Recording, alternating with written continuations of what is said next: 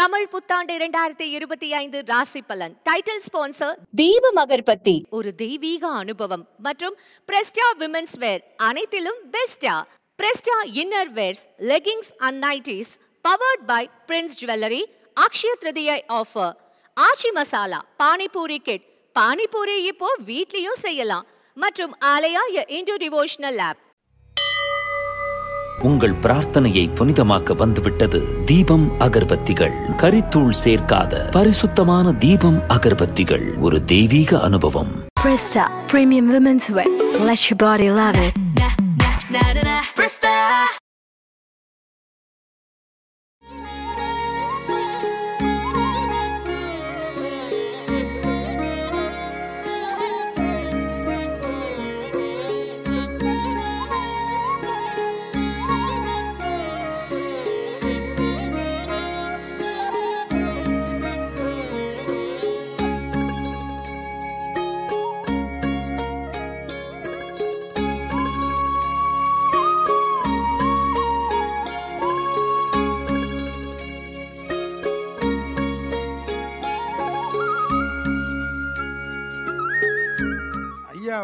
எனக்கு என்னுடைய Kellett high ஸ்கூலில் 7th எனக்கு மாஸ்டர்.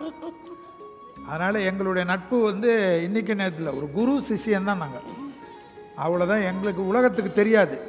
ஐயா தான் எங்களுக்கெல்லாம் வாத்தியாராக இருந்து கன்னி பருவத்தில் படத்துக்கு கிளம்பி போகிறச்ச மொத்த ஸ்கூலுக்குமே மத்தியானம் லஞ்ச் வாங்கி கொடுத்துட்டு சந்தோஷமாக விடை பெற்ற ஒரு மனிதர் அந்த காலத்தில். அக்ஷய திருதிக்கு பிரின்ஸ் ஜுவல்லரியில நீங்க வாங்கும் ஒவ்வொரு 8 கிராம் தங்க நகைக்கும் 2000 மதிப்பிலான தங்கம் இலவசம். வெறும் 1000 ரூபாய் செலுத்தி இன்னைக்கே கோல்ட் ரேட்டை லாக் பண்ணுங்க. இனி வீட்லயே பானிபூரி செய்யலாம் எல்லாரும். ஆச்சி பானிபூரி கிட். பக்தி கதைகள், பக்தி பாடல்கள் மற்றும் ஆன்மீக சொற்பொழிவுகள் மூலம் உங்கள் ஆன்மாவை தூய்மைப்படுத்துங்கள். இன்றைய ஆலய ஆப்பை டவுன்லோட் செய்யவும். இந்தியா கிளிட்ஸ் நேயர்களுக்கு வணக்கம்.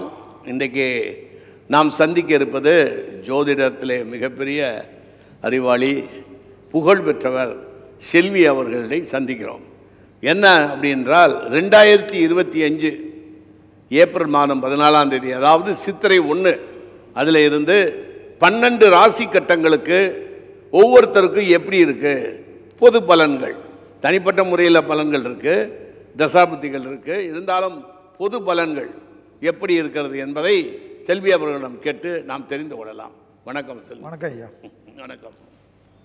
இந்த 12 ராசிக்கு இப்போ ஒவ்வொரு பிளானட்டும் 4 பிளானட் மாறுதா? இப்போ மேஜர் பிளானட் திருக்கணிதத்தின்படி சனியும் குருவும் ராகு கேதுவும் மாறும். ராகு கேது. இதுக்கும் வாக்கியத்துக்கும் அவ்வளோ வித்தியாசம் இருக்குது. வாக்கியத்தில் சனி மட்டும் அடுத்த வருஷம் மார்ச் மாதம் வரைக்கும் வித்தியாசம். எப்பா, ஒரு வருஷம்.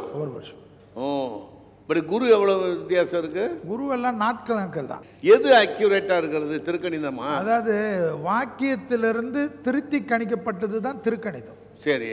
ஸோ அந்த வாக்கியத்தில் இருக்கிற மிஸ்டேக்ஸ் எல்லாம் சரி செய்து தான் பிளானட்ஸுடைய ஓட்டங்களெல்லாம் கால ஓட்டத்தில் கொண்டு திருத்தி கணிக்கப்பட்ட திருக்கணிதம் தான். இப்போ ஜோதிடத்தில் காலேஜிலேருந்து கிளாஸிலேருந்து எல்லா ஜோதிடர்களும் பின்பற்றுறது திருக்கணிதம். கோயில் அனுஷ்டான பஞ்சாங்கம் மட்டும், அதில் தமிழ்நாட்டில் மட்டும் வாக்கியத்தை பின்பற்றுகிறார்கள். ஆக்சுவலாக காஞ்சி மடத்தில் இதே போல் இந்த பஞ்சாங்கத்துக்கு உண்டான பண்டிதர்களெல்லாம் வச்சு சரசு இது பண்ணுறச்ச அதில் திருக்கணிதம் தான் ஏற்றுக்கலான்னு காஞ்சி மகா பெரியவரே கொடுத்துருக்கு. இப்போ திருப்பதியிலையும் தேவஸ்தானத்துலேயும் திருக்கணித பஞ்சாங்கத்தை தான் கொண்டு வர்றதுக்கு ஆமோதிக்கிறோம்.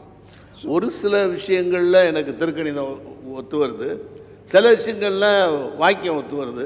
அதுதான் இந்த பொதுப்படையான விஷயங்கள், உலகத்துக்கு உண்டான விஷயங்களில் வாக்கியம் நிறைய பேருக்கு எனக்கும் நிறைய விஷயத்தில் பார்த்திங்கன்னா அது கோயின்சிடென்ஸ் ஆகுது. அதில் கணக்குகள் தானே ஐயா. ஆக்சுவலாக இப்போ பிளானட் அவர்களுடைய இந்த இடத்துல இருக்கிறது இத்தனை நாட்கள் இருக்கும், இத்தனை நாட்கள் இல்லைன்றது தான் வாக்கியத்துக்கும் திருக்கணிதத்துக்கும் இருக்கக்கூடிய வித்தியாசம். ஆனால் அது இன்றைக்கும் சிலர் வாக்கியத்தை ஃபாலோ பண்ணுறவங்க நிறைய பேர் இருக்கிறாங்க. அதில் பார்த்திங்கன்னா நார்த் ஆர்காடு பஞ்சாங்கெல்லாம், வாக்கிய பஞ்சாங்கெல்லாம் இன்றைக்கும் அவர்கள் சொல்லக்கூடிய பொதுமறையான விஷயங்கள் நிலநடுக்கங்களாக இருக்கட்டும், அப்படியே மழை இதுவாக இருக்கட்டும், கரெக்டாக இந்த நாளில் வந்து இது நடக்கும்ன்றதெல்லாம் வந்து இன்றைக்கி கூட பிரமிப்பூட்டுற மாதிரி தான் அது வாக்கியத்தினுடைய அமைப்பு ஆற்காடு பஞ்சாங்கத்தினுடைய குறிப்பில் இருக்கிறதெல்லாம் நம்ம பார்த்துன்னு தான் இருக்கிறோம். அதுவும் இன்றைக்கி வந்து நீங்கள் பார்த்தீங்கன்னா பஞ்சாங்கத்தில் சொன்ன விஷயங்கள் இந்த நாளில் இப்படி இருக்குதுன்னு வைரலாக வந்துன்னு தான் இருக்குது. அதனால் இதில் வந்து ஆக்சுவலாக இதில் பஞ்சாங்கத்துக்குன்னு இருக்கக்கூடிய நிபுணத்துவம் பெற்றவர்கள்லாம் தான் இதுக்கு ஒரு முடிவு பண்ணி இதுக்கு அவங்க தான் கொண்டு வரணும். ஏன்னா இது வந்து பெரிய குழப்பங்கள் வந்து ஜோதிடர்களிடத்துலையும் இருக்குது, மக்கள்கிடத்துலையும் இருக்குது. நான் எப்போயுமே இந்த குழப்பமான இடத்துல போகிறதே கிடையாது. நன்றி நன்றி. இப்போ இந்த 12 கட்டங்களுக்கும் ஒவ்வொரு ராசியில் இருக்கவங்களுக்கும் தசாபுத்திகள் மாறும்ல? கண்டிப்பாக கர்மா மாறும், தசாபுத்திகள் மாறும், மந்திரங்கள் மாறும், லக்னம் மாறும். லக்னம் பறக்கக்கூடிய காலகட்டத்தில் எல்லாருமே பண்ணும். கோச்சாரம் என்பதையா நான் எப்பவுமே சொல்கிறது தான், கோச்சாரத்தில் ஜோதிடர்களை திட்டினாலும் சரி திட்டாட்டியிலும் சரி 30%லேருந்து 40% வந்தாவே அவ்வளோதான் நம்ம பலன் அதுன்னு எடுத்துக்கணும். ஜனனகால ஜாதகத்தினுடைய பலனும் இப்போ ஜனன காலத்தில் உங்களுடைய இப்போ ராசி நீங்கள் இருக்கீங்க, இப்போ நீங்கள் அந்த ராசியில் இருந்தாலும் தனுசு ராசினாலும் உங்கள் லக்னம் மாறுபடும், உங்களோட நட்சத்திரம் வேறு இருக்கட்டும், அந்த லக்னத்துக்கு உண்டான தசா புத்திகள் தான் ரொம்ப இம்பார்ட்டண்ட்டாக வேலை செய்யும். இப்போ கோச்சாரத்தில் ஜென்ரலாக நாங்கள் சொல்லக்கூடியது மக்களுக்கு ஒரு 30%லேருந்து 40% அவங்க சொல்லக்கூடிய பரிகாரம் பொதுவாக பலன்கள் அது கரெக்டாக உங்களுக்கு மேட்சிங் ஆனாவே அதுவே உங்களுக்கு அப்சல்யூட்டாக அந்த ஜோதிடர் உங்களுக்கு கரெக்டாக அவர் அந்த ஏரியாவை தொடராருன்னு தான் அர்த்தம். ஏன்னா இதை வந்து நீங்கள் 60% கூட நான் ஒத்துக்க மாட்டேன்.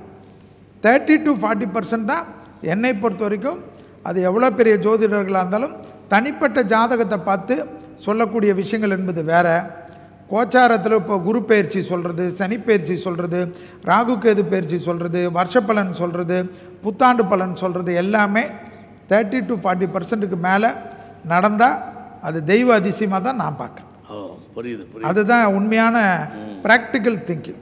நான் ஜோசியத்தில் வந்துங்க நான் ஒன்று தான் சொல்கிறது, யாராக இருந்தாலும் பெரிய ஜோதிடர்கள் பேர் வாங்கிறது இதெல்லாம் வாங்கிறது தாயார் வயிற்றுக்குள்ளே இருக்கிறச்ச வாங்கின ஆசீர்வாதம் தான்.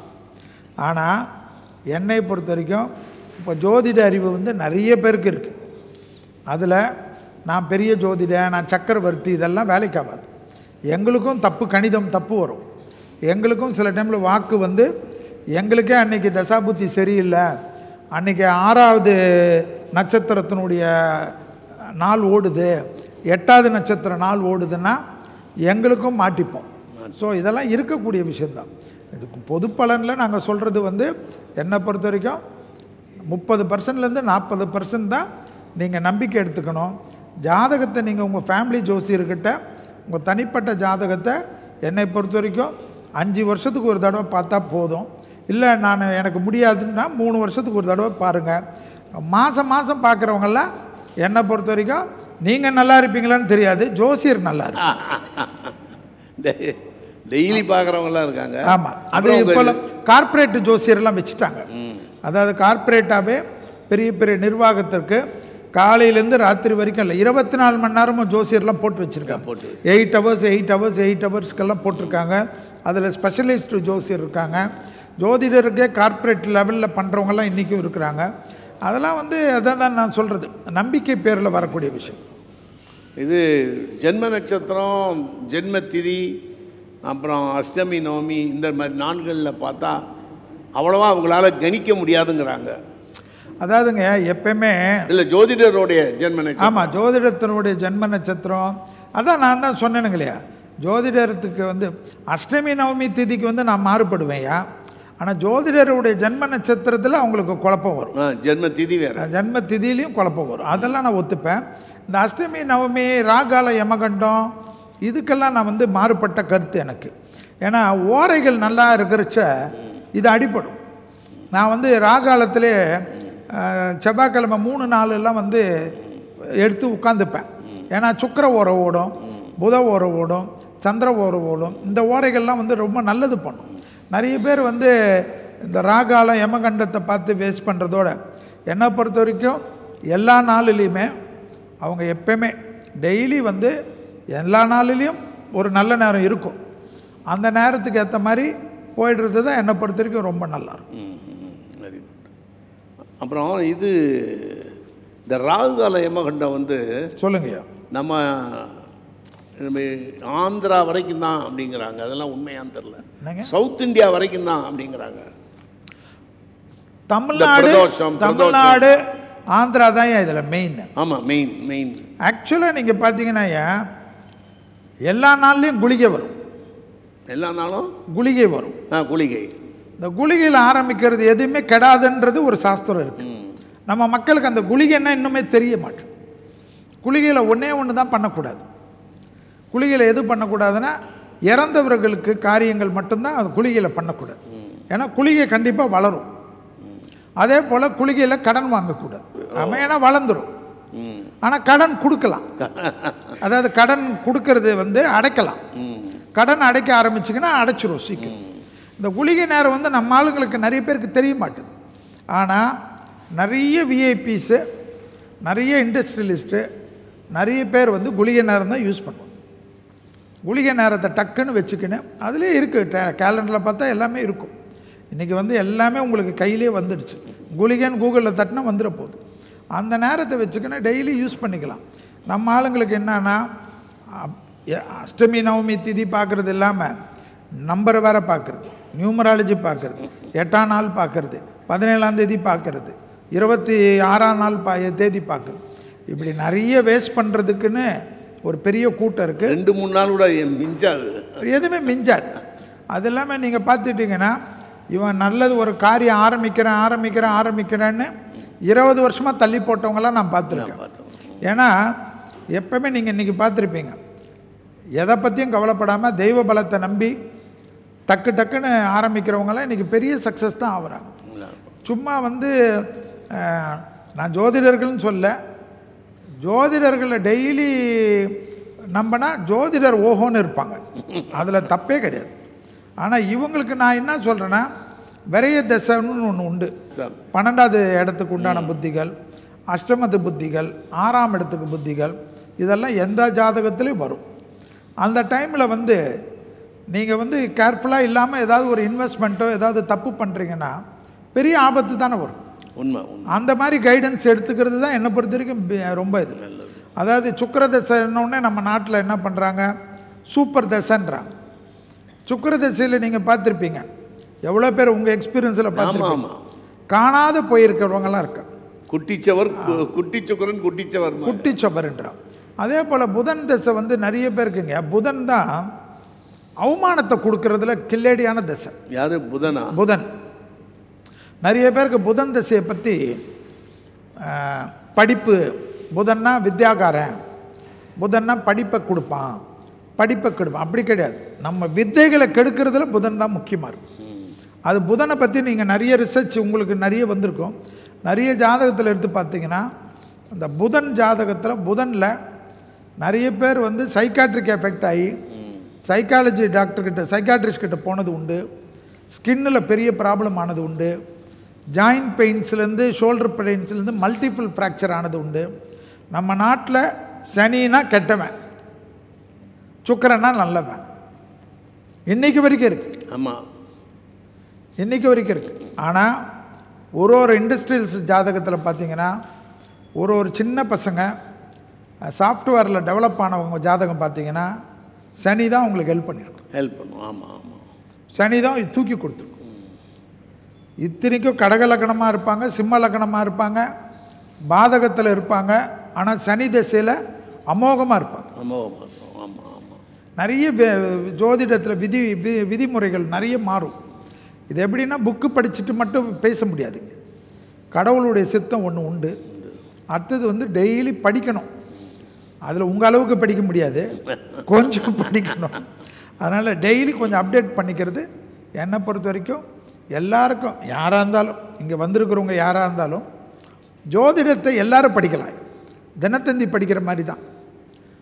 அதில் வந்து ஸ்பெஷலைஸ்ட் ஆகிறது வந்து அவங்களோட ஜாதகத்திலே இருக்கக்கூடிய பூர்வ புண்ணியஸ்தானம், 9ஆம் ஸ்தானம், 2ஆம் ஸ்தானம்லாம் ரொம்ப முக்கியம். ஆனால் ஜோதிடம் வந்து எல்லாரும் கற்றுக்கலாம். அது வந்து பெரிய ஒரு சாதாரண இது. அதனால் அவங்க விஷயத்தை அவங்களே கொண்டு போயிடலாம்.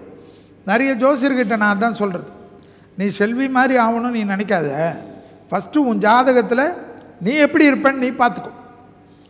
அவங்க ஜாதகம் அவங்களுக்கு தெரிஞ்சால் தானே மற்றவங்கள பற்றி பேசணும். உண்மை. இப்போ எப்படின்னா எனக்கு எல்லாமே தெரியும், உங்களுக்கு தெரியும். ஐயாவுக்கு சினிமா ஃபீல்டில் நிறைய பேர் எவ்வளோ விஷயங்கள் தெரிஞ்சவங்க ஒன்றுமே இல்லாத போயிடுறாங்க. சரி, ஒன்றுமே தெரியாதவங்க பெரிய ஆளாக எப்படி இருக்கிறாங்கன்னு உங்களுக்கு தெரியும். சினிமாக்காக கூத்துப்பற்றையிலேருந்து எல்லாத்துலேயும் கஷ்டப்பட்டு பண்ணவங்க எல்லாமே அந்த தசை புத்தி தான், அந்த நேரங்கள் தான். தாய் சுமக்கிறச்ச வாங்கின்னு வரக்கூடிய ஆசீர்வாதம் தான். அந்த தாயார் கர்ப்பப்பை ஆசீர்வாதம் தான் என்னை பொறுத்த வரைக்கும் கட்டத்துக்கு மேலே இருக்குதுன்னு நான் பார்க்குறேன். ஏன்னா என்னை பொறுத்த வரைக்கும் ஒரு தாய் 4 குழந்தை பெற்றுக்கிறார், 4 குழந்தையும் ஷைனாக வருது இல்லை. இப்போ மோடிஜி கூட பிறந்தவங்க எவ்வளோ பேர் இருக்காங்க. மோடிஜி மட்டும் நிற்கிறாரு.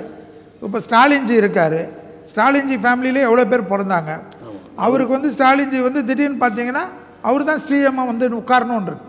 அதனால் தாய் வாங்கக்கூடிய ஆசீர்வாதத்தை முழுசாக நான் நம்புகிறேன். அதுதான் முக்கியமாக தாயார் கர்ப்பப்பையில் இருக்கக்கூடிய அமைப்பு தான். அது கரு உருவாகக்கூடிய நேரத்திலிருந்து எல்லாமே நம்ம இன்றைக்கி கணக்கு கரு வெளியில் வந்து போடுறோம். ஆனால் உருவான நேரம்னு ஒன்று உண்டு. அதில் ஆசீர்வாதம் ரொம்ப முக்கியம். அதுக்கேற்ற மாதிரி தான் இதெல்லாம் நடக்கும். ஆமாம். இப்போ இந்த ஜோசியம் பார்க்கும்போது ஏன் வெறும் கட்டத்தை பார்த்துட்டு தசா புத்தி பார்த்துட்டு அது எந்த நட்சத்திர பாதம் வாங்கியிருக்குன்னு பார்த்துட்டு அப்படி ஜென்ரலாக சொல்கிறாங்க. ஆனால் பஞ்சாங்கம்ங்கிறது திதி, நாள், நட்சத்திரம், திதி, யோகம், கரணம், இந்த 5ஐயும் பார்க்கணும்ல. 5ஐயும் சில பேர் பார்க்குறதே இல்லை, நிறைய பேர் பார்க்குறது இல்லை. அதாவதுங்க அந்த நாள் குறிக்கிறதுக்கு இது முக்கியம். இப்போது கல்யாணத்துக்கு ஒரு டேட்டு கொடுக்கறது இதெல்லாம் வந்து அந்த பஞ்சாங்கத்தினுடைய குறிப்பு முக்கியம். ஆக்சுவலாக வந்து இந்த ஜாதகம் பார்க்குறதுக்கு நம்ம முக்கியமாக பார்க்கக்கூடியது அம்சத்தையும் லக்ன ராசி கட்டத்தையும் தசாபுத்திகளும் அந்த நட்சத்திரம் எந்தெந்த சாரத்தில் வாங்கியிருக்குதுன்னு பார்த்துட்டு பலன் சொல்கிறது ஜென்ரலாகவே போதும் எல்லாருமே. அதான். ஆமாம். அதே போல் அந்த ஜனன காலத்தில் அவருடைய திதி ரொம்ப முக்கியம். அவர் எந்த திதியில் பிறந்திருக்காது, வளர்ப்பிறையில் இருக்கா, அது சூனிய திதியா, இதெல்லாம் பார்த்துட்டு தான் இதனுடைய வேலையை ஜென்ரலாக பார்க்குறது. அதாவது எக்ஸ்பீரியன்ஸாக இருக்கவங்க ஒரு ஜாதகத்தை எடுக்கிறச்சவே இவங்களுடைய வீரியம் வந்து அவங்களுக்கு தெரிஞ்சிடும். அது வந்து ஒரு 10 வருஷம் 15 வருஷம் ப்ராக்டிஸில் இருந்தால் அது ஆட்டோமேட்டிக்காக வந்துடும். உங்களுக்கு எதுவாக இருந்தாலும் 12 கட்டம் 9 கிரகம் இதை பேஸ் பண்ணி இருந்தீங்கன்னு இருந்தாங்க. நீங்கள் ஒரு 100 பேர் 500 பேர் 1000 பேர் 2000 பேர் பார்க்குறச்ச பெருசாக உங்களுக்கு பெரிய ஒரு புலமை ஆகிடும். இது சாதாரண விஷயம். சங்கீத வித்வான் மாதிரி தான். இப்போ சங்கீதத்தில் இளையராஜா கிட்ட போயிட்டு ஒரு இது சொல்கிற கூட ஒரு சாங் சொல்கிறதுக்குள்ள அந்த ஸ்வரத்தில் போடு, அந்த தாளத்தில் போடுன்னா அது கொண்டு வந்துடுவாங்க. அது மாதிரி ஒரு எக்ஸ்பீரியன்ஸ் தான் எல்லாமே. எக்ஸ்பீரியன்ஸுக்கு உண்டான விஷயம். நாள் குறித்து கொடுக்கறதுக்கு, ஒரு வியாபாரம் ஆரம்பிக்கிறதுக்கு, ஒரு தொட்டில் போடுறதுக்கு, ஒரு கல்யாணத்துக்கு ஒரு டேட்டு கொடுக்கறதுக்கு, இதுக்கெல்லாம் பஞ்சாங்கத்தினுடைய அந்த 5ம் ரொம்ப முக்கியமாக இருக்கிறது. அதே போல் கோயில் விஷயத்திற்கெல்லாம் பஞ்சாங்கங்கள் ரொம்ப முக்கியமாக இருக்கிறது தான் முக்கியம். அமாவாசை பிரதமையில் பிறந்தால் சுக்கிரன் சூன்யங்கிறாங்களே, அதெல்லாம் உண்மையா? அதாவதுங்க சூனியமானாலும் அவனுக்கு குரு பார்வை இருக்குதுன்னு வச்சுக்கோங்க. ஒரு பேச்சுக்கு அவன் ஓஹோன்னு தான் இருப்பான். இந்த சூனியம்ன்றது இப்போ தான் கொஞ்ச நாளாக எல்லாமே முடக்கு சூரியன் புரியுதுங்களா? எனக்கு தெரிஞ்சு ஒரு 40-45 வருஷமாக தான் தெரியுது. இதெல்லாம் இப்போ தான் வந்தது, லேட்டஸ்ட். ஆமாம், லேட்டஸ்ட் டெவலப்மெண்ட் இது. நான் என்ன கேட்குறேங்கய்யா, வேதமாங்க வேத. ஆமாம், வேதம் வருது. நான் என்ன சொல்கிறேனையா, ஒரு ஜாதகம் இருக்குது. உங்களுக்கு ஒரு சின்ன எக்ஸ்பீரியன்ஸ் சொல்கிறேன். நான் ஆரம்பிரப்பன் சார் ஐயா கிட்டே இருந்தேன் ரொம்ப வருஷமாக. யார்? ஆரம்பிரப்பன் ஐயா. நம்ம பழைய தெரியும், இவர் உங்களுக்கு தெரிஞ்சிருக்கும். நம்ம ஸ்கூல் ஃபங்க்ஷனுக்கெல்லாம் கூட நான் கூட்டின்னு வந்தேன். அவர் வந்து நம்பர் 9 திருமலை பிள்ளை ஸ்ட்ரீட் அவருடைய வீடு. அவரோட வீட்டுக்கு கன்னிராசி அஸ்தோ நட்சத்திரம், சனி தசை வரைக்கும் அவர் சாதாரண புதுக்கோட்டையில் ஒரு சாதாரண வீட்டில் பிறந்தார். ஆனால் எம்ஜிஆரை கண்ட்ரோல் பண்ணக்கூடிய அளவுக்கு அந்த சத்யா மூவிஸில் எல்லா கண்ட்ரோலும் ப்ரொடக்ஷன்லேருந்து எல்லாமே அவர் தான் பார்த்துக்கினார். எம்ஜிஆர் ஐயாவுக்கு ஒன்றுமே தெரியாது. நடிக்க வரும் ஃபைனான்ஸ்லேருந்து, அதாவது ஆரம்பிரப்பன் கிட்ட போய் தான் பணம் வாங்கிக்கோங்கன்னு சொல்கிறக்கூடிய அளவுக்கு இருந்தது. சனி தசை வரைக்கும் அவருது, சனி தசை வரைக்கும் அவர் ஜாதகம். அவர் வீட்டுக்கு வராத தலைவர்களே கிடையாது. வராத நடிகர்களே கிடையாது. அதே சனி தசை முடியுது, அவருக்கு புதன் தசை ஸ்டார்ட் ஆகுது. 9 திருமலை பிள்ளை ஸ்ட்ரீட்டில் 17 வருஷம் அவர் காணாத போகிறார். அவர் சீன்லேயே கிடையாது. அவர் இருந்த திருமலை பிள்ளை ஸ்ட்ரீட் வீடு உமன்ஸ் லாட்ஜ் ஆகுது, உமன்ஸ் பசங்க தங்குறக்கூடிய ஹாஸ்டல் ஆகுது. அவர் சத்யா மூவிஸ்க்கு போகிறார் புதன் தசையில். அந்த 17 வருஷம் அந்த தசை முடிகிற வரைக்கும் அந்த மன்னருக்கு நிகராக வாழ்ந்த வீட்டுக்குள்ளே அவரால் வர முடியல. திருப்பி 17 வருஷம் முடிஞ்சு, அவர் 95 வயசில் தான் இறந்தார். 17 வருஷம் முடிஞ்சு திருப்பி கேது திசையில் இதே வீட்டுக்கு வரார். திருப்பி கிரகப்பிரவேசம் பண்ணிட்டு வரார். அந்த 17 வருஷம் அந்த தசை வந்து அவர் உலகத்தில் இருந்தாலும் லைம் லைட்டுக்கு வராத பண்ணுச்சு. ஆமாம், முடக்கிடுச்சு. இதுதான் முடக்கு. ஆச்சரியம், ஆச்சரியம். புரியுதுங்களா? திருப்பி அவர் வராரு, எவ்வளோ வயசு ஆகிருக்குன்னு கணக்கு பாருங்கள். கேது தசையில் அவர் வீட்டுக்கு அத்தனை தலைவர்களும் உள்ளே போகிறாங்க. இப்போ இருக்கிற மாண்புமிகு சிஎம்மாக இருக்கட்டும், ஜெகத் ரட்சகனாக இருக்கட்டும், எல்லா தலைவர்களும் திருப்பி போகிறாங்க. ரஜினியாக இருக்கட்டும், எல்லாமே பண்ணி அதே இடத்துல அவர் உலகத்தில் விட்டு மறைஞ்ச பிறகு அதே செல்வாக்கோட அதே இதோட அவர் கடைசி காலம் வரைக்கும் போகுது. ஸோ உயிர் வருது நட்சத்திரத்துக்கு. அந்த 17 வருஷம் இதுதான், இவ்வளோ தான். அந்த எந்த திசை நம்மளை முடக்குன்றது பார்க்குறது தான் ஜோதிடம். அது முடக்கும். அந்த சமயத்தில் பதுங்கிறது தான் ஒரே வழி. ஆமாம், அந்த சமயத்தில் ஜெயிக்கணும்னா முடியாது. நிறைய ப்ரொடியூசர்கள் பார்த்துருக்கேன், ஒரு 10-15 வருஷம் பேசாமல் வீட்லேயே இருந்துருவாங்க. ஆமாம், நல்லா தெரிஞ்சுக்கிறாங்க தன்னை பற்றி, எல்லாமே தெரிஞ்சுப்பாங்க. அவங்க பேரில் நீங்கள் நம்பிவங்களாம் தெரியாது. ஏன் சிலருக்கெல்லாம் ஒரு பைசா சொத்து, ஒரு பேங்க் அக்கௌண்ட் இல்லாத கூட எல்லாத்தையும் குடும்பத்தில் மாற்றிடுவாங்க. அவங்க அப்படியே ஒன்றுமே கிடையாது, ஏதாவது இருந்தால் நில்லு தான்.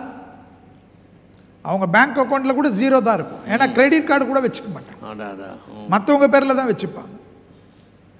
இது மாதிரியெல்லாம் நிறைய இருக்குது, அதெல்லாம் பார்க்கணும். ஜோதிடத்தில் வந்து பேசிக்கினே இருக்கலாம், இதில் வந்து பெரிய விஷயமே கிடையாது. எல்லாமே இன்ட்ரெஸ்டிங் சப்ஜெக்ட் தான். ஆனால் யாராக இருந்தாலும், செல்வியாக இருந்தாலும் ஜோதிடத்தில் மாணவனாக தான் டெய்லி இருக்க முடியும். ஆமாம், டெய்லி மாணவன் தான். அதில் வந்து இது கடல், இது வந்து ஓஷன். முன்னுரையாக நிறைய விஷயங்களை ஆலோசினோம், அதாவது மேலிருந்த வாரியாக. இப்பொழுது 12 ராசி கட்டங்களும் எப்படி இருக்கிறது இந்த பயிற்சிகள்னு பார்ப்போம். முதல்ல மேஷ ராசி. அதாவது விஸ்வாவசு, இதுதான் புத்தாண்டுடைய வருஷம். 60 வருடம். 60 வருடத்தில் இப்போ நமக்கு வந்து இருக்கக்கூடிய இந்த விஸ்வாவசு ஆரம்பிக்கிறது 14ஆம் தேதி ஆரம்பிக்கக்கூடிய ஏப்ரல் 14ஆம் தேதி தான் இதனுடைய ரொம்ப விசேஷமாக. ஜோதிடத்தில் தமிழ் புத்தாண்டு என்பது சித்திரை 1 ஆரம்பிக்கிறதுக்கு ரொம்ப விசேஷம். அதில் வந்து நீங்கள் ஆக்சுவலாக பார்த்தீங்கன்னா நம்மளுடைய இது வந்து 39வது வருஷம். இது 60 வருஷத்தில் விஸ்வாவசு 39, விஸ்வாவசு முடிஞ்ச பிறகு பிரபவ அடுத்த வருஷம் வரக்கூடிய புத்தாண்டு வந்து 40வது வருடம். அதாவது 60 வருடத்தில் 40. இப்போ வந்து முடிய போத வருடம் எதுனா தமிழ் வருடத்தில் குரோதி. இந்த குரோதி தான் முடியும். 14ஆம் தேதி இரவு வரைக்கும் குரோதி இருந்து இரவுக்கு மேலே தான் இந்த விஸ்வாவசு பிறக்கின்றது தமிழ் வருஷமே. அதனால் 14ஆம் தேதி காலையிலே நம்ம கும்பிட்டாலும் இந்த பிறக்கக்கூடியது வந்து இரவு தான். இந்த விஸ்வாவசுவில் மொத்தம் வந்து 12 ராசிகளுக்கு தான் நம்ம வந்து எல்லோரும் ஆவலோடு எதிர்பார்ப்பாங்க. ஏன்னா தமிழ் வருஷத்தில் சூரியன் மேஷத்துக்கு வரக்கூடியது தான் தமிழ் வருட பிறப்பாக நம்ம பார்க்குறோம். சித்திரை 1 என்றைக்கு ஆரம்பிக்குதோ அது தமிழ் வருடத்தினுடைய முக்கியமான நாள். அதுலேருந்து சித்திரை, வைகாசி, ஆனி, ஆடி, ஆவணி, புரட்டாசி, ஐப்பசின்னு அப்படியே வந்து பங்குனியோடு முடியக்கூடியது தமிழ் வருடம். இந்த தமிழ் வருடத்தில் இந்த விஸ்வாவசு மேஷத்துக்கு எப்படி இருக்குன்னு பார்க்க போகிறோம். மேஷத்துக்கு வரக்கூடியதுனால 7.5 சனியில் ஏற்கனவே இருக்கீங்க. ஆரம்பத்துலேருந்து அனுமனை பிடிச்சிக்கு. இந்த வருஷம் ஃபுல்லாக எங்கே போகிறீங்களோ வீடு பக்கத்தில் ஒரு ஆஞ்சநேயருக்கு ஒரு அப்ளிகேஷன் வச்சுக்கிங்க. அவரோட பிடிச்சிக்கிறது நல்லது. அதே சமயம் இந்த வருஷம் உங்களுக்கு பார்த்தீங்கன்னா கண்டிப்பாக தேக ஆரோக்கியத்தை பற்றி நீங்களே குழப்புவீங்க. எக்ஸசைஸ் தான் நான் சொல்கிறது. என்னுடைய ரிசர்ச்சில் 7.5 சனி, அஷ்டம சனி, அர்த்தாஷ்டம சனி, கண்ட சனி, பாத சனி யாருக்கு இருந்தாலும் உடற்பயிற்சிக்கு 1 மணி நேரம் ஒதுக்குறவங்களுக்கு சனியால் கெடுபலன்கள் வராது. சரி, இந்த வருஷம் எப்படி இருக்கும்? சுபகாரியம்லாம் நடக்கும். மேஷராசிக்காரங்க இருக்கிற வீட்டிலே நல்லது நடக்கும்.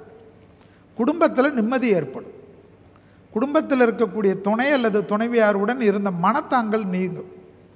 வெளியிடத்துக்கு, வெளியூருக்கு, வெளி ஆளுங்களுக்காகவே உழைத்து கொண்டிருந்த மேஷராசிக்காரர்கள் குடும்பத்தின் மீது அக்கறை கொள்வார்கள். நிறைய நல்ல விஷயங்கள் செய்வார்கள். லாபம் ஏற்படும். லாபம் ஒருத்தருக்கு ஏற்படுதுன்னா என்னன்னா தொழில் நல்லா வரும். தொழில் வரக்கூடிய அமைப்பு மேஷத்துக்கு இந்த வருஷம் இருக்குது. ஏன்னா குருவுடைய அமைப்பும் பார்க்கணும், ராகு கேதுவுடைய அமைப்பையும் பார்க்கணும், சனியுடைய அமைப்பையும் பார்த்து தான் ஒரு பலன் சொல்லும். அதே போல் உங்களுக்கு நல்லது பார்த்திங்கன்னா தைரியம் வரும். மேஷராசிக்காரங்க எனக்கு தெரிஞ்சு கடைசி ஒரு 10-12 வருஷம் நிம்மதியாலாம் தூங்கியிருக்கவே முடியாது. ஆனால் இந்த புத்தாண்டிலிருந்து ஈவன்தோ 7.5 சனிலேருந்து எது நடந்தாலும் தூக்கம் எனக்கு முக்கியம், தேக ஆரோக்கியம் எனக்கு முக்கியம், அற்புதமாக பண்ணுவாங்க. அதே போல் தொழில் மாற்றம் நடக்கலையேன்னு ரொம்ப கவலைப்பட்டிருப்பாங்க. தொழில் ரொம்ப வருஷமாக இப்படியே இருக்கனே, இதுலேருந்து ஏதாவது ஒரு அப்கிரேட் பண்ணமே, இதே போல் அடிமை தொழிலாகவே இருக்க, காலையில் போய் ராத்திரி வரைக்கும் யாருக்கோ கஷ்டப்படுறேனே, நான் தனியாக தொழில் பண்ணால் எப்படி இருக்கும்னு நினைக்கிறவங்களுக்கெல்லாம் இந்த வருஷம் தைரியமாக பண்ணுவாங்க. 7.5 சனியிலே பண்ண சொல்கிறாரு செல்வி. நீங்கள் யோசிக்கலாம், இந்த வருஷத்தில் நீங்கள் பண்ணலன்னா அடுத்த ஒரு 12 வருஷத்துக்கு இந்த எஃபெக்ட் இருக்கும், சரியாக வராது. அதனால தான் உங்களுக்கு இந்த வருஷம் தைரியமாக இறங்கி அடிங்கன்றது. குரு பார்வை 7ஆம் இடத்துக்கு இருக்குது, உங்கள் ராசியுடைய 7ஆம் இடம். ஸோ துணை அல்லது துணைவியால் கண்டிப்பாக நல்லது நடக்கும். அவங்க உங்களுக்கு ஃபுல் சப்போர்ட் கொடுப்பாங்க. உங்களை போட்டு எல்லா லெவல்லையும் டென்ஷனாக இருந்த அமைப்பெல்லாம் மாறிடும். அதே போல் பெரிய அனுகூலம் கிடைக்கிறது. பூர்வீகத்தில் இருக்கக்கூடிய சொத்து பிரச்சனை தீரும். ரொம்ப நாளாக லேண்டில் ஏதாவது நீங்கள் வச்சுருப்பீங்க, எவனாவது எந்துன்னு ஒரு கேஸ் போட்டிருப்பான், அதெல்லாம் காம்ப்ரமைஸ் ஆகிடும். சொத்துக்கள் அனுகூலம் கிடைக்கும். அதே போல் வளர்ப்பு பிராணிகள் ரொம்ப நாளாக வளர்க்கலான்னு நினைப்பீங்க. கால்நடை ஜீவராசிகள் விஷயத்தில் ஆர்வம் காட்டுவீங்க. சிலர் பசுமாடுகளெல்லாம் வாங்கி வளர்க்கக்கூடிய அனுகூலமெல்லாம் ஏற்படும். ஸோ மேஷத்துக்கு தேக ஆரோக்கியம்தான் ரொம்ப பிரச்சனை. அந்த தேக ஆரோக்கியத்துக்கு உடற்பயிற்சி செய்யக்கூடிய மேஷம் இந்த வருஷம் விஸ்வாவசுல கண்டிப்பாக பெரிய அனுகூலம் ஏற்படும். இந்த வாட்டி கல்யாணம்லாம் பண்ணாமல், இல்லை நான் செட்டில் ஆகிட்டு தான் பண்ணணுன்னா 60வது கல்யாணம் தான் பண்ணணும். எனவே நல்ல நாள். குரு 7ஆம் இடத்தை பார்க்கக்கூடிய வருஷம். இந்த சமயத்தில் திருமணத்தெல்லாம் தள்ளி போடாதீங்க. திருமணத்தில் ஏற்கனவே பாதிப்பு இருந்தாலும் டக்குன்னு இன்னொரு திருமணம்லாம் செய்யுங்க. இல்லை எனக்கு அந்த திருமணத்திலே பிரச்சனை ஆச்சு, இதெல்லாம் யோசிக்காதீங்க. குடும்பத்தில் ஏற்கனவே உங்களுக்கும் ஒய்ஃபுக்கும் பிரச்சனை இருந்தாலும் சமாதானமாக பேசிடுங்க. எல்லாமே சக்ஸஸ் ஆகக்கூடிய நல்ல காலகட்டம் இந்த வருடம். இது ரிஷபராசி. அடுத்தது ரிஷபத்துக்கு இப்போ பார்த்தீங்கன்னா உங்களுக்கு பெரிய விஷயத்திலே அடுத்த 2.5 வருஷத்துக்கு உங்களுக்கு இந்த வருஷம் தமிழ் வருஷமே கிடையாது. அடுத்த 2.5 வருஷத்துக்குமே யோகியம் ஓகோன்னு இருக்கக்கூடிய ராசி. ஏன்னா சனி 11ல் வரும். சனி 11ல் வர்றது சுக்கிரனுக்கு சனி 11. சுக்கிரன் தான் உங்கள் அதிபதி. அதனால் பள்ளி கொண்ட பெருமாள், எந்த ஊரில் பள்ளி கொண்ட பெருமாள் இருந்தாலும் பிடிச்சிக்கணும். என்ன ரொம்ப நல்லது இவங்களுக்கு நடக்கும்னா, ரிஷபத்துக்கு ரொம்ப நாளாக உடம்பில் ஏதாவது ப்ராப்ளம் இருக்கும். அது ரொம்ப நாளாக தொந்தரவு கொடுக்கும். 5 வருஷம் 7 வருஷமெல்லாம் மருந்து மாத்திரை எடுத்திருப்பாங்க. டாக்டர்கிட்ட போகிறதுக்கே பயப்படுவாங்க. ஆயுர்வேதிக்கு போவாங்க, ஹோமியோ போவாங்க. ஆனால் கண்டிப்பாக இந்த வாட்டி என்ன ஆகும்னா, ஒரு டாக்டர்கிட்ட போய் இன்சூரன்ஸ் எல்லாம் முதலே எடுத்து வச்சுருங்க. ஒரு டே கேர் சர்ஜரி, 1 நாள் சர்ஜரி, 2 நாள் சர்ஜரி இருந்து சந்தோஷமாக முடிச்சுட்டு சின்ன பையனை மாதிரி ராஜேஷாரை மாதிரி மாறி சந்தோஷமாக உங்கள் வாழ்க்கையை ஆரம்பிங்க. ஏன்னா ரிஷபத்துக்கு இத்தினி ஒரு 7 வருஷம் 8 வருஷம் இந்த நோயுடைய தாக்கத்திலே பயம் இருக்கும். அது வந்து எப்படி பண்ணும், நம்ம எங்கேயாவது ஒரு ட்ரெயினில் போகிறச்ச கூட ஒரு மாதிரி அசிடிட்டி பிரச்சனை வந்தால் கூட ஐயோ நம்ம செத்துருவோமான்னு பயம்லாம் வரும். அதெல்லாம் தீர்த்துருங்க. நல்ல நாள், நல்ல நேரம், தொழில் தான் நல்லா வரும். விசிட்டிங் கார்டு போடக்கூடிய அளவுக்கு தொழில் வரும். இடம் மாற்றம், வீடு மாற்றம், மனை மாற்றம், உத்தியோக மாற்றம், தொழில் மாற்றம். அடுத்தது ஜென்மத்தில் இருக்கக்கூடிய குரு 2ஆம் இடத்துக்கு வராது. அதனால் வார்த்தையில் கொஞ்சம் கவனமாக இருக்கணும். அந்த வார்த்தை விஷயத்தில் கொஞ்சம் கேர்ஃபுல்லாக பார்த்துக்கிட்டிங்கன்னா, அதே சமயம் குரு பார்வை இல்லைனாலும் 2இல் இருக்கக்கூடிய குரு தனம், வாக்கு, குடும்பத்தை கண்டிப்பாக கொடுப்பார். ஸோ அனுகூலம், தொழில் ஏற்றம் கிடைக்கும். இந்த வாட்டி தொழில் ரிஷபம் செட் பண்ணலன்னா, ரிஷபம் தான் ஏதோ தப்பு பண்ணுதுன்னு அர்த்தம். கிரகம் பண்ணாது. கிரகம் நல்லது தான் பண்ணும். மரண பயம் நீங்கும். அதே போல் பிள்ளைகள் விஷயத்தில் இருந்த ரொம்ப நாள் பிரச்சனை எல்லாம் தீர்வது அனுகூலத்தை தரும். வாகன அமைப்பு ரிஷபத்துக்கு என்னை பொறுத்த வரைக்கும் கண்டிப்பாக அவங்க மனசுக்கு பிடிச்ச வாகனம்லாம் கிடைக்கும். அதுவே அவங்களுக்கு ஒரு பெரிய ப்ளசன்ட் இருக்கும். ஏன்னா சார், ஒரு வண்டி நமக்கு போகிறதுக்கு கரெக்டாக இருந்ததுன்னா, அது 2 வீலராக இருக்கட்டும், 4 வீலராக இருக்கட்டும், சில ரிஷபராசிக்காரங்கள்லாம் அதிகமான ஃப்ளைட் ட்ராவல் பண்ணக்கூடியதுனால அவங்க வந்து ஏதாவது அந்த மைலேஜ் போடக்கூடியது, அந்த ஏர்லைன்ஸ் கூட டைப் வச்சுருக்கிற கார்டு வச்சுக்கிறது, ஏன்னா நிறைய பெனிஃபிட் கிடைக்கும்.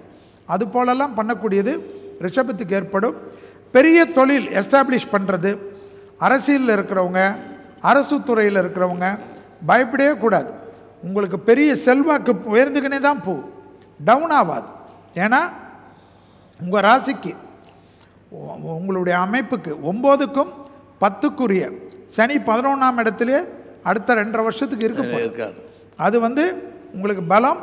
கண்டிப்பாக ரிஷபத்துக்கு நான் சொல்கிறது, இந்த தமிழ் புத்தாண்டில் நீங்கள் ஏதாவது சரியாக இல்லாமல் நல்ல நேரத்தில் சிற்றின்ப நாட்டத்தையோ கூடா சகவாசத்தையோ வச்சுட்டு நீங்கள் கெட்டுட்டு கிரகத்தை திட்டினீங்கன்னா அதுக்கு ஜோதிடர்கள் நாங்கள் பொறுப்பு இல்லை.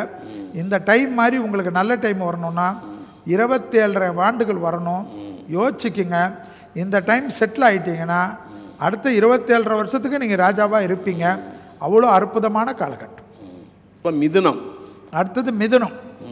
மிதுனத்துக்கு வந்து ஒரே ஒரு விஷயந்தான், இடம் மாற்றம் வந்தாலும் எடுத்துக்கொள்ள வேண்டும், வீடு மாற்றம் வந்தாலும் எடுத்துக்கொள்ள வேண்டும், தொழில் மாற்றம் வந்தாலும் எடுத்துக்கொள்ள வேண்டும், வியாபாரம், படிப்பு. சின்ன பசங்களுக்கெல்லாம் படிப்பில் ரொம்ப நாளாக ஏதாவது ஒரு பிரச்சனை இருக்கோ, இந்த சப்ஜெக்ட் எனக்கு பிடிக்கலன்னுவீங்க, இது படிக்கிறதுக்கே இன்ட்ரெஸ்ட் இல்லைன்னுவீங்க, ஸ்கூல் கட் அடிப்பீங்க, காலேஜ் கட் அடிப்பீங்க. அதெல்லாம் இல்லாமல் பேரண்ட்ஸ் கிட்ட சொல்லி எனக்கு இது பிடிக்குது, இதில் மாற்றி விடுங்கன்னா கண்டிப்பாக பேரண்ட்ஸ் செய்வாங்க.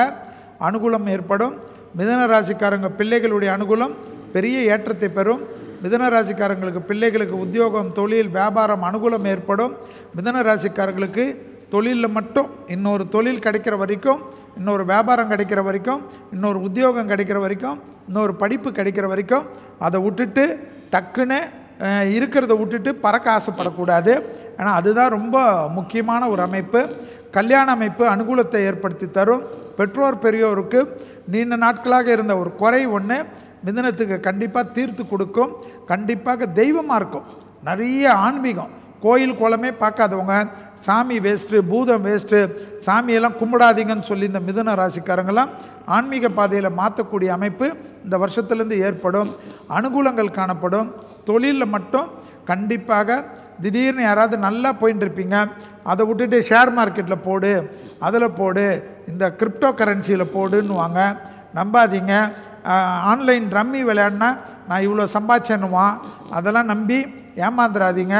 சிற்றின்ப நாட்டத்தினால பேரின்பத்தை இழக்கக்கூடிய அமைப்பு ஏற்படும். குடும்பத்தில் புது வரவுகள் வரும். பிள்ளைகள் விஷயத்தில் அனுகூலம் காணப்படும். பிள்ளைகளுடைய படிப்பு, உத்தியோகம், தொழில், வியாபாரம், சுபகாரியத்தில் இருந்த சிக்கலெல்லாம் தீர்வது கண்டிப்பாக மிதுனத்துக்கு அற்புதமான ஏற்றத்தை ஏற்படுத்தி தரும். அதே போல் மிதுனத்திற்கு கண்டிப்பாக நான் சொல்வது ஒரே ஒரு விஷயந்தான், தேக ஆரோக்கியத்தில் முழு உடல் பரிசோதனை செய்து கொண்டு இருக்கக்கூடிய ராசியில் மிதுனம் வரும். இது குரு பயிற்சியிலையும் சொல்லுவேன். ஏன்னா உங்களுக்கு ஞாபகம் வச்சுக்கோங்க, பாதகாதிபதி ஜென்மத்தில் வராரு. அதனால் ஹெல்த்தை தான் அவர் தொந்தரவு பண்ணுவார், மற்ற எதையுமே பண்ண மாட்டார், மற்றதெல்லாம் அள்ளி கொடுப்பார். மாஸ்டர் செக்கப் பண்ணிக்கணும். ஆர்ட்டுக்கு ஏதாவது ப்ராப்ளம் இருக்குதுன்னா கண்டிப்பாக போய் பார்த்துக்கணும். இன்றைக்கி பார்த்துக்கலாம் நாளைக்கு பார்த்துக்கலான்னா ஒரு நாள் கண்டிப்பாக ராஜேஷ் சாரும் செல்வி சாரும் சொன்னது நடந்ததுன்னு வந்து எங்களை திட்டக்கூடாது. ஏன்னா கண்டிப்பாக மிதுன ராசிக்காரங்களுக்கு ஹெல்த்து ஒரு சித்திரவதை பண்ணும். மற்றபடி குடும்பத்தில் கணவனாக இருந்தால் மனைவியினால் பெரிய அனுகூலம், மனைவிக்கு அதிகமான நன்மைகள் ஏற்படும். மனைவியாக இருந்தால் மிதுன ராசிக்காரர்கள் கணவனுக்கு அதிகமான நன்மைகள் ஏற்படும். ஆப்போசிட் விஷயத்தில் அனுகூலமும் ஏற்றமும் ஏற்படக்கூடிய அற்புதமான அமைப்பு இந்த விஸ்வாவசு புத்தாண்டில் ஏற்படக்கூடிய ராசியில் மிதுனம். ஹெல்த்தை மட்டும் பார்த்துக்கணும். மிதுனம் ராசிக்காரர்கள் ராகவேந்தர் போன்ற குரு வழிபாடு உங்களுக்கு இந்த புத்தாண்டில் நல்லது. அடுத்தது வந்து கடகம். கடகம் வந்து நம்ம குரு இது அங்கே உச்சம் விடுறாரு. ஆமாம். கடக ராசிக்காரங்களுக்கு திருவண்ணாமலை ஒரு தடவை போயிட்டு வர்றது இந்த வருஷத்தில் ரொம்ப நல்லது. கடகத்துக்கு ஒரே ஒரு விஷயந்தான், கடன் அடையும், தைரியம் வரும். அஷ்டம சனி விலகுது, திமிர் வந்துடும்.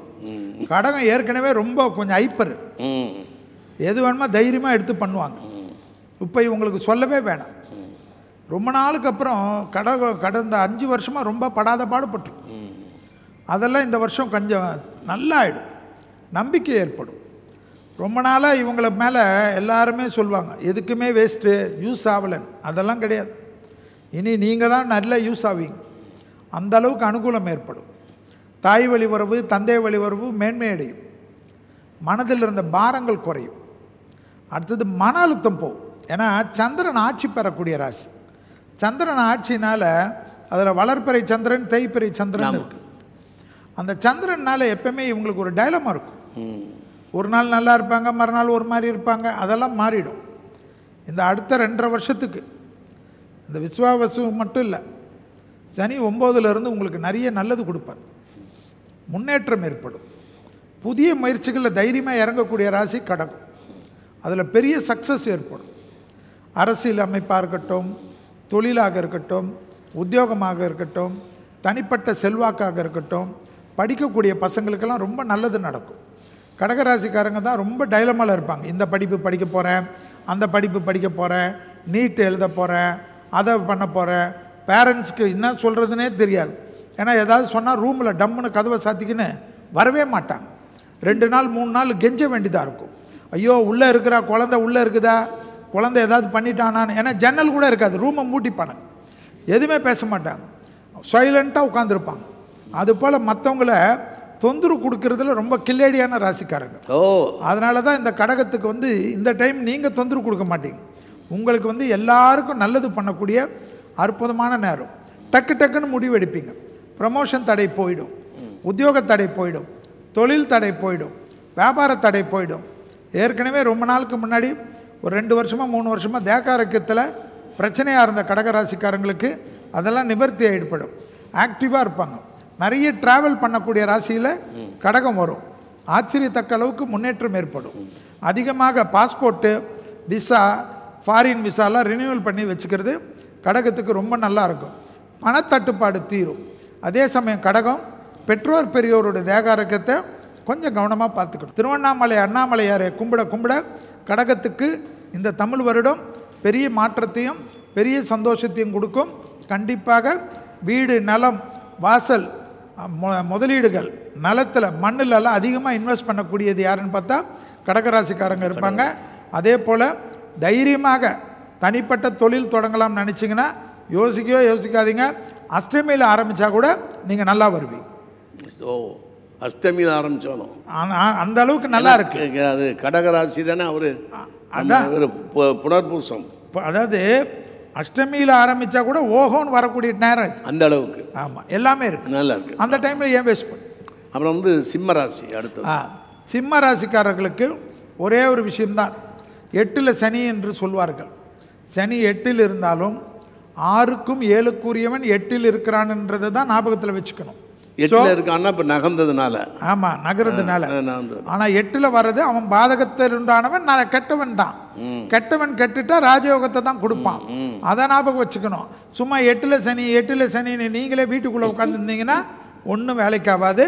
ஆனால் ஒரு விஷயம் கவனமாக இருக்கணும், நடக்கணும், உடற்பயிற்சி செய்யணும். கண்டிப்பாக சிம்ம ராசிக்காரங்களுக்கு எங்கே பிரச்சனை வரும் அதுதான் ரிசர்ச். வழுக்கலான இடங்கள், படிக்கட்டு, பாத்ரூமு, இதிலெல்லாம் கொஞ்சம் கேர்ஃபுல்லாக கண்டிப்பாக இருக்கணும். மற்றபடி டெவலப்மெண்ட்டு அனுகூலமாக வரும்.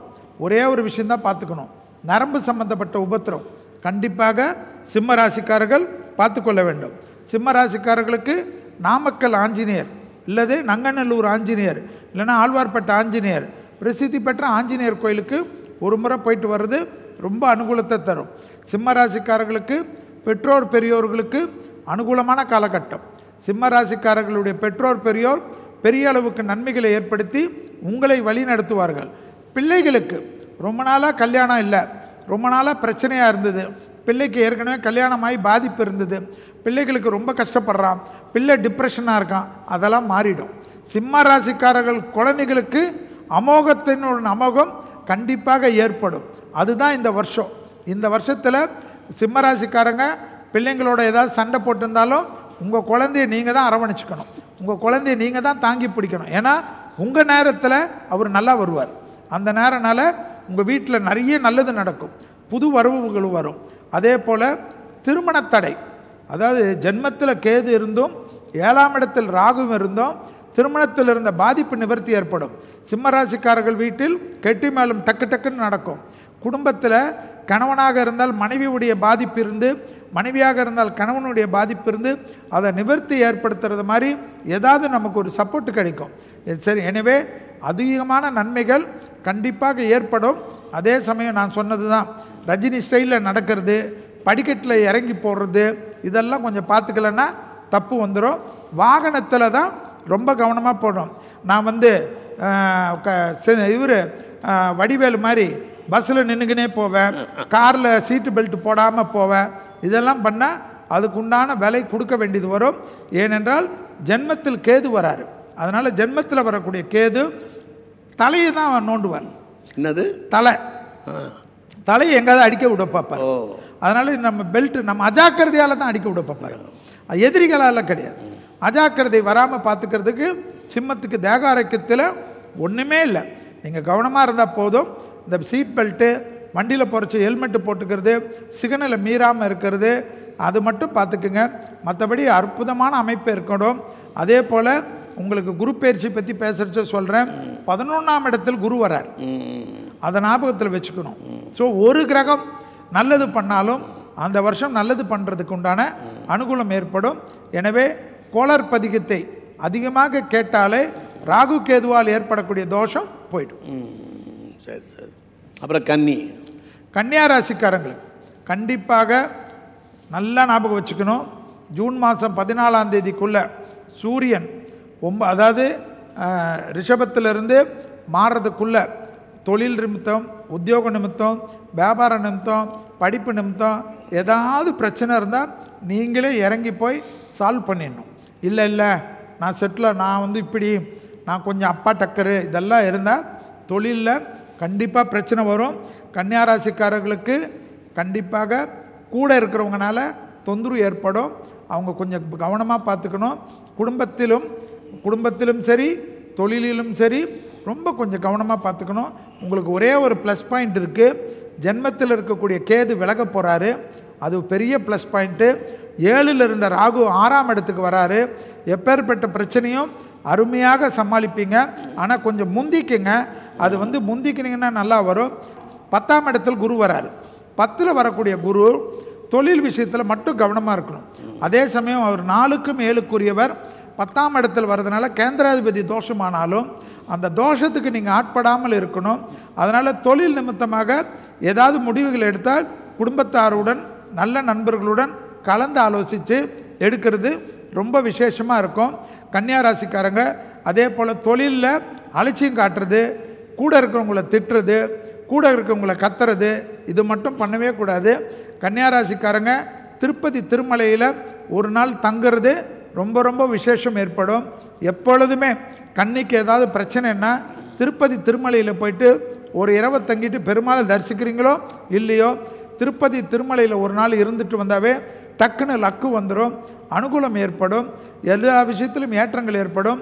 அதே போல் இரத்தபந்த உறவுகளுக்கும் உங்களுக்கும் இருந்த கஷ்டங்கள் நீங்கும். 10ல் வரக்கூடிய குரு சுபகாரியத்தை நடத்தி காட்டுவார். ஏன் சுபகாரியத்தை நடத்துவார்? அது நல்லா ஞாபகம் வச்சுக்கணும். 2ஆம் இடத்தை குரு பார்ப்பார். 10ல் வந்த குரு கன்னியா ராசியுடைய 2ஆம் இடமான துலாத்தை குரு பார்ப்பதனால் தனம், குடும்பம், வாக்கு, மனவரவு, சந்தோஷம், அனுகூலமெல்லாம் ஏற்படுவதை கண்கூடாக பார்க்கலாம். பழைய கடன்களை அதிகமாக செட்டில் செய்வது, புது கடன்கள் இருப்பது, சத்துருக்களுடைய பிரச்சனையை தீர்த்து கொள்வது, எதிரிகளுடன் இருந்த பாதிப்பை நிவர்த்தி பண்ணுவதற்கெல்லாம் ராகு உதவி செய்வார். எனவே முன்னாடி முந்தக்கூடிய கன்னியாராசிக்காரர்கள் பெரிய வெற்றிகளை பெறுவார்கள். பிறகு பார்த்து கொள்ளலாம் அன்னு தள்ளி கொண்டு போகக்கூடிய கன்னியாராசிக்காரர்கள் பாதிப்படைவார்கள். எனவே டக்குன்னு இறங்கி அடிக்கக்கூடிய கன்னியாராசிக்காரர்கள் பெரிய வெற்றியை இந்த புத்தாண்டில் பெறுவார்கள். கன்னியாராசிக்காரங்கன்னா அப்படி இருப்பாங்களா? ஆமாம், டக்குன்னு இறங்கிடணும், யோசிச்சுக்கினே இருப்பாங்க. இப்படி ஆகுமோ அப்படி ஆகுமோ, நம்ம ஏன் போய் பேசணும், நம்ம பேசினா என்ன இருக்குது, அவங்க இப்படி ஆகும் அப்படி ஆகும். மன உலகத்தில் ஒரு பெரிய சண்டை நடந்துக்கிட்டே இருக்கும். ஆமாம், எப்பயுமே யோசிச்சுக்கணும்.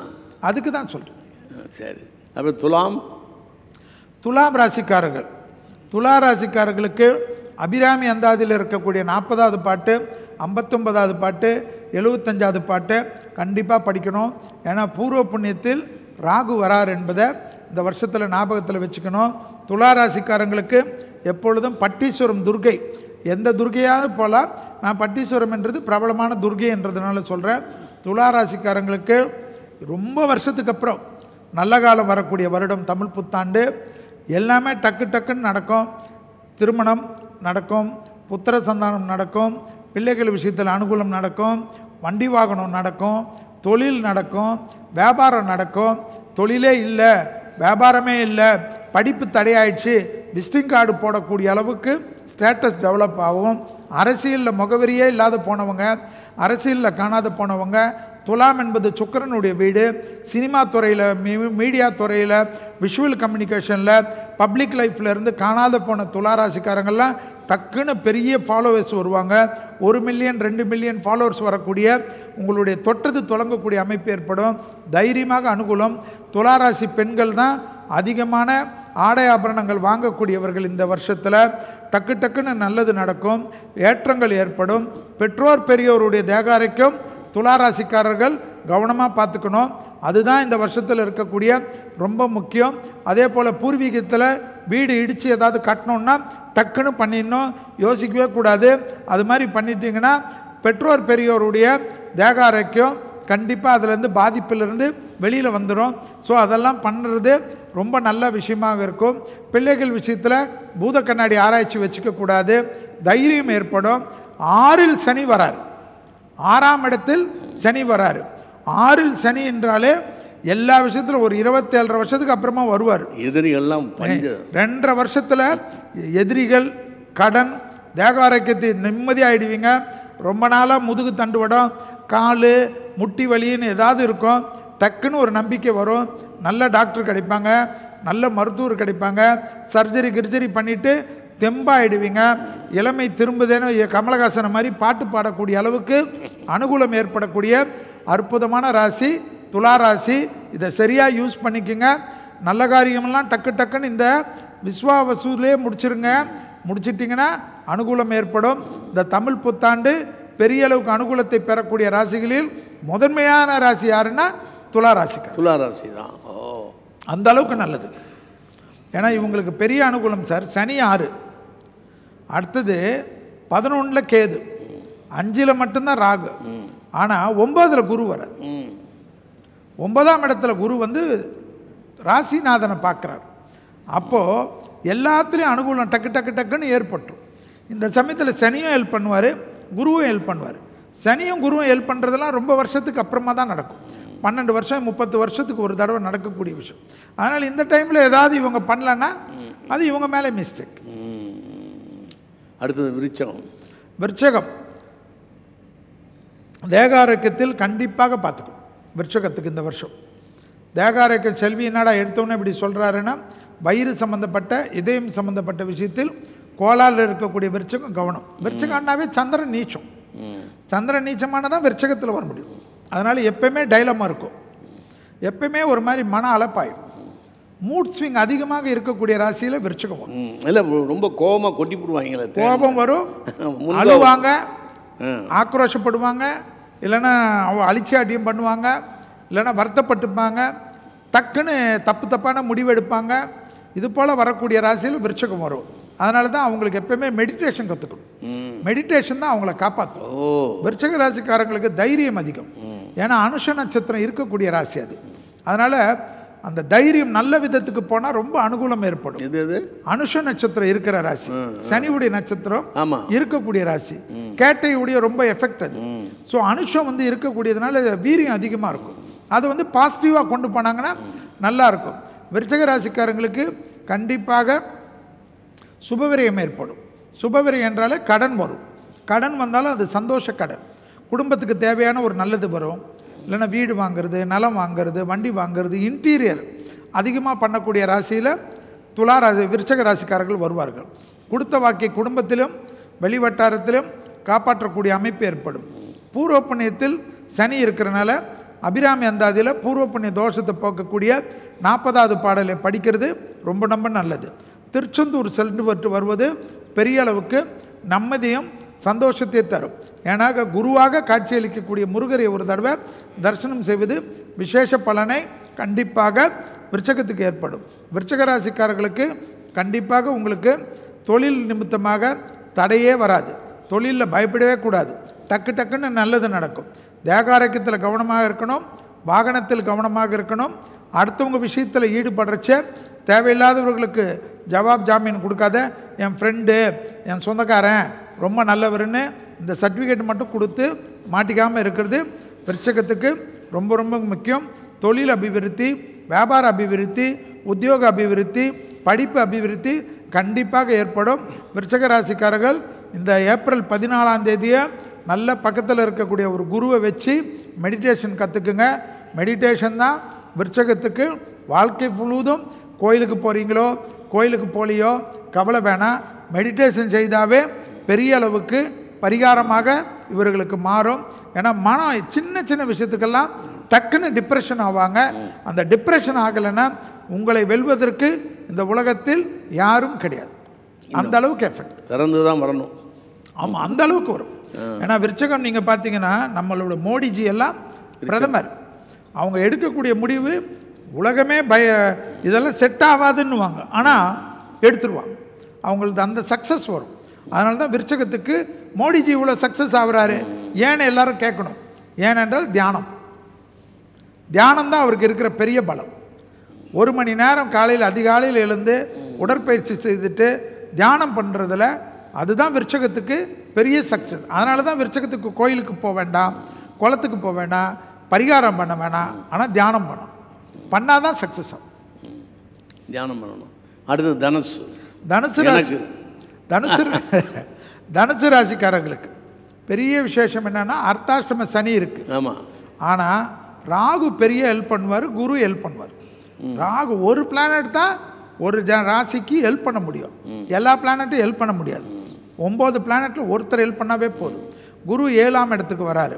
அதே சமயம் 9இல் கேது வரார். அதனால் என்ன பண்ணணும்? தாய் வழி உறவு, தந்தை வழி உறவு, இரத்தபந்த உறவுகள், அவர்கள் தேக ஆரோக்கியத்தை கொஞ்சம் பார்த்துக்கணும். அதே போல் பசுமாடுகளுக்கு உணவளிப்பது ரொம்ப விசேஷம்.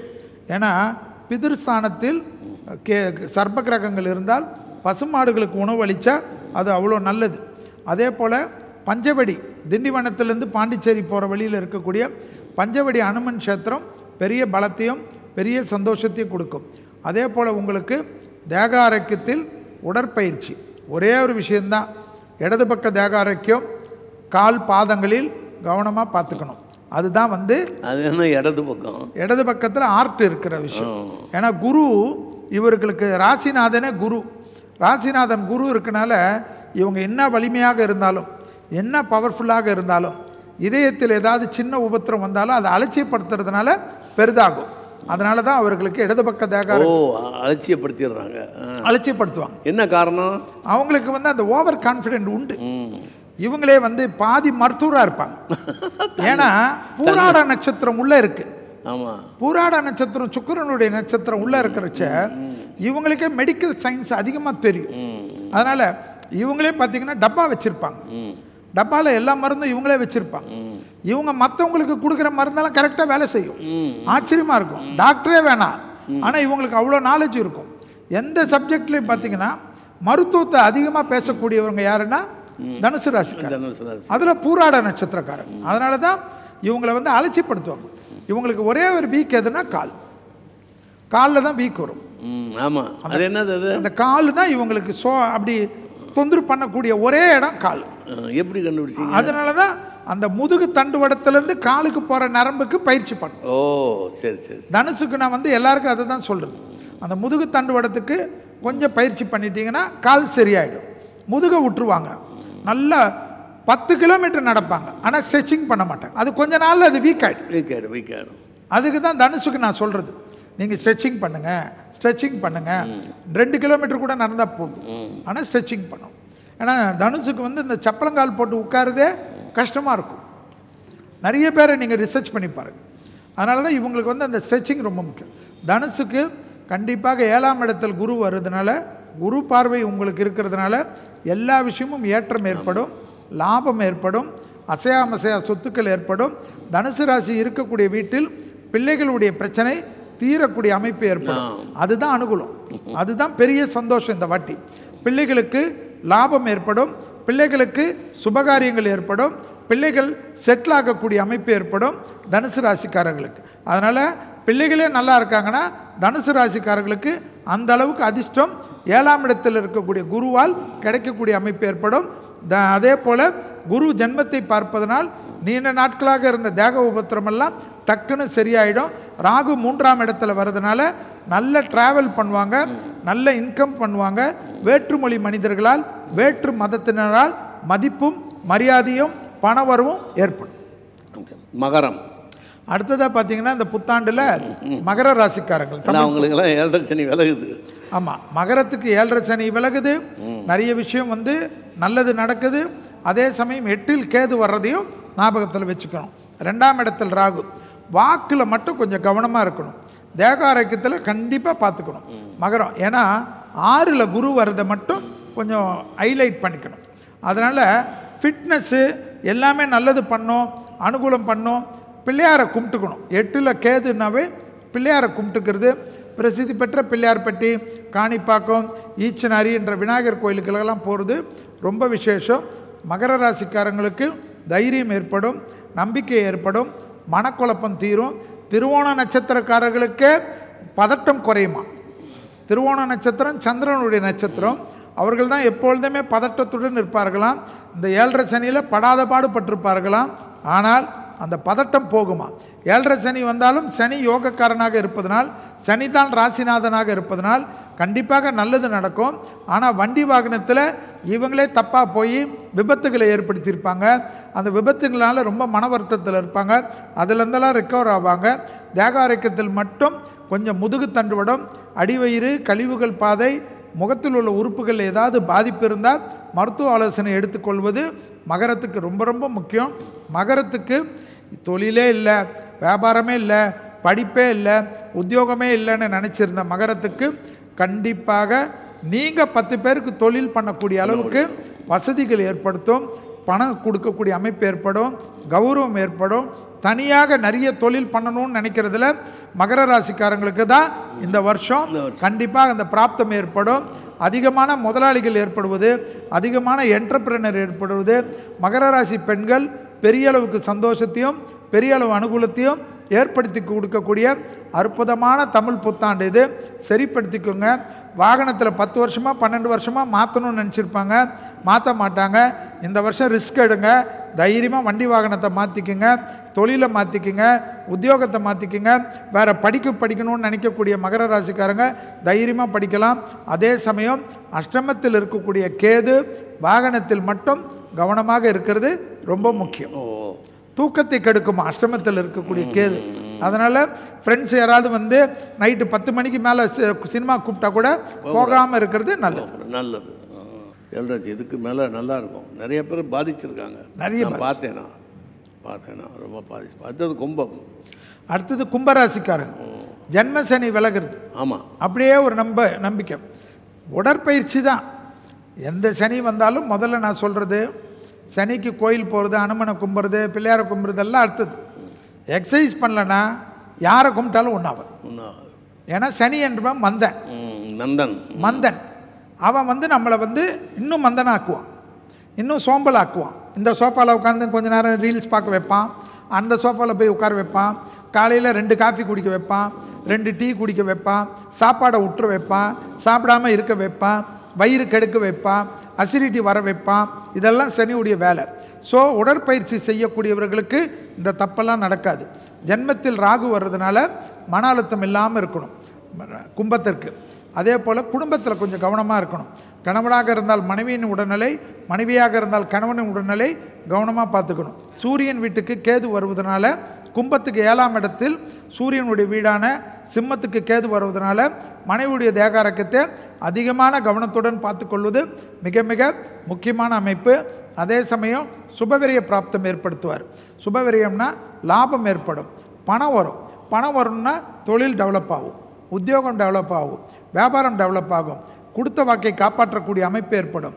குடும்பத்தில் பிள்ளைகள் விஷயத்தில் இருந்த நீண்ட நாள் கஷ்டங்கள் நிவர்த்தி ஏற்படும், புது சந்தான பிராப்தி ஏற்படும். பிள்ளைகளுக்கு குடும்பத்தில் பிள்ளைகளுடைய படிப்பு, பிள்ளைகளுடைய உத்தியோகம், பிள்ளைகளுடைய தொழில், பிள்ளைகளுடைய வியாபாரம், பிள்ளைகளுடைய குடும்பஸ்தானத்தில் மாமனார் ஸ்தானம், மாமியார் ஸ்தானம், அம்மா ஸ்தானத்தில் இருந்த பிரச்சனையெல்லாம் நிவர்த்தி பண்ண கொடுக்கக்கூடிய அற்புதமான அமைப்பு என்பதை ஞாபகத்தில் வைத்துக்கொள்ளணும். தொழிலில் அதிக அற்புதத்தையும் சந்தோஷத்தையும் எல்லாம் ஏற்பாடு. வார்த்தைகளை மட்டும் தேன் தடவிய வார்த்தை பேசக்கூடிய ராசிக்காரர்கள் கும்பராசிக்காரர்களாக இருக்க வேண்டும். ஏனென்றால் வாக்குஸ்தானத்தில் சனி இருக்கிறார். சனி இருக்கிறதுனால ஆயில் புல்லிங் பண்ணுறதும் ரொம்ப நல்லது. காலையில் எழுந்து 10 ml ஆயில் போட்டுட்டு நல்லெண்ணெயை காகல் பண்ணிவிட்டு துப்ப சனியால் ஏற்படக்கூடிய அபகீர்த்திகள் வெளியே போகிறதுக்கு அற்புதமான பரிகாரம் அது என்பதை ஞாபகத்தில் வச்சுக்கணும். சின்ன சின்ன பரிகாரம் தான், ஆனால் பெரிய அளவுக்கு ரிசல்ட் கிடைக்கும். மெடிக்கலாகவே ஆயில் புல்லிங்கனால என்னென்ன பலன்னு ஒரு லிஸ்ட்டே இருக்குது. அந்த அளவுக்கு கும்பத்துக்கு அனுகூலமும் ஏற்றமும் நிச்சயமாக ஏற்படும். கும்பராசிக்காரர்களுக்கு கண்டிப்பாக இந்த வருஷம் குரு 5ல் இருப்பதை ஞாபகத்தில் வச்சுக்கணும். 12 வருஷத்துக்கு ஒரு தடவை தான் குரு 5ல் வருவார். எல்லா விதத்திலும் அனுகூலம். தேகாரக்கத்தில் வயிறு உபத்திரம், மன அழுத்தம் மட்டும் அசிடிட்டி வராமல் பார்த்துக்கினாவே சந்தோஷம். குண்டடி பட்டாலும் சாக மாட்டான்ங்கிறாங்க. அற்ப கல்வி கற்பான் கும்பலகனம், குண்டடி பட்டாலும் சாக மாட்டாங்க இல்லைங்க. எல்லாத்துலேயும் தீர்க்கதரிசி, எல்லாத்துலேயும் தீர்க்கதரிசி. படிப்பு கொஞ்சம் மட்டமாக இருப்பான், ஆனால் பிற்காலத்தில் நல்லா படிப்பான். ஆமாம் ஆமாம் ஆமாம். அவங்களுக்கு ஞானம் அதிகம், அவங்களுக்கு லக்கு இருக்கும். சதய நட்சத்திரம் உள்ளே இருக்குது. சதய நட்சத்திரம் உள்ளே இருக்கிறதே பார்த்தீங்கன்னா ராகுவுடைய நட்சத்திரம். அவங்களுக்கு பார்த்தீங்கன்னா திடீர் அதிர்ஷ்டம் தான் வரும். யார் சதயமா? கும்பம். ஆமாம், சதயம் உள்ளே இருக்கு. ஆமாம், ராகுவுடைய நட்சத்திரம் இருக்கிறவங்கெல்லாம் அந்த மிதுனமாக இருக்கட்டும், துலாமாக இருக்கட்டும், அந்த துலாத்தில் வந்து சுவாதி இருக்கும். அடுத்தது வந்து கும்பத்தில் சதயம் இருக்கும், மிதுனத்தில் திருவாதிரை. இவங்கெல்லாம் பார்த்தீங்கன்னா திடீர்னு அப்வேர்ட் ஆகிடுவாங்க, பெரிய லெவல் ஆகிடுவாங்க.